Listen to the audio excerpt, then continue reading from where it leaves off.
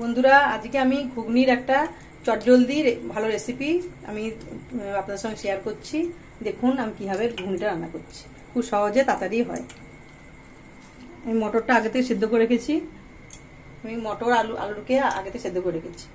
এবার এইগুলো লাগবে আমার কুচি, আদা কুচি, শুকনো লঙ্কা, জিরা ফোড়ন, টমেটো কুচি, তেজপাতা, রসুন, এগুলো দিয়ে আমি রান্নাটা করবো। শুকনো লঙ্কা ফোড়ন দিলাম,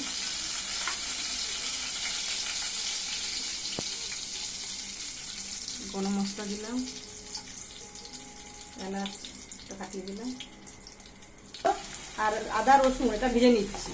ভেজে আমি মিক্সিংয়ে বেটে ওটা আমি তরকারি দেবো, তার তাড়াতাড়ি হয়।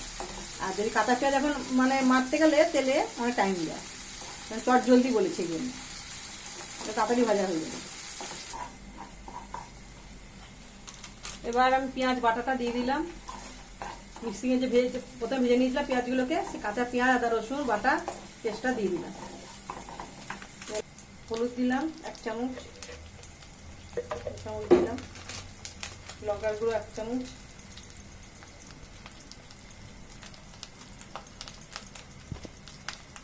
যে যেরকম ঝাল খাবেন সে অনুযায়ী দেবেন। মিক্সিংয়ে ধোয়া জলটা দিয়ে দিলাম, লবণ দিয়ে দিলাম। লবণ তো দিয়ে সেদ্ধ করাই ছিল, আর একটু অল্প লবণ দেবো। আলু মতো সেদ্ধ করাই যাচ্ছে।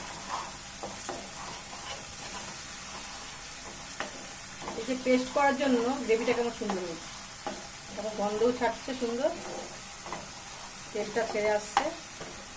যেহেতু পেঁয়াজ আমার ভাজা হাতে রেডি আছে। চিনি ছড়িয়ে দিলাম,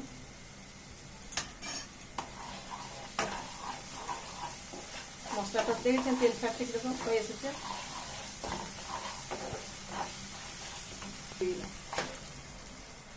মশলা একটু কষে নিই, এর সঙ্গে মশলার সঙ্গে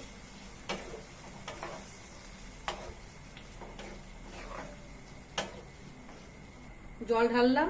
10 মিনিট ফুটবে, ঢাকা দিয়ে দিলাম, দিয়ে নামিয়ে নেব। এবার গরম মশলা দিয়ে দিলাম।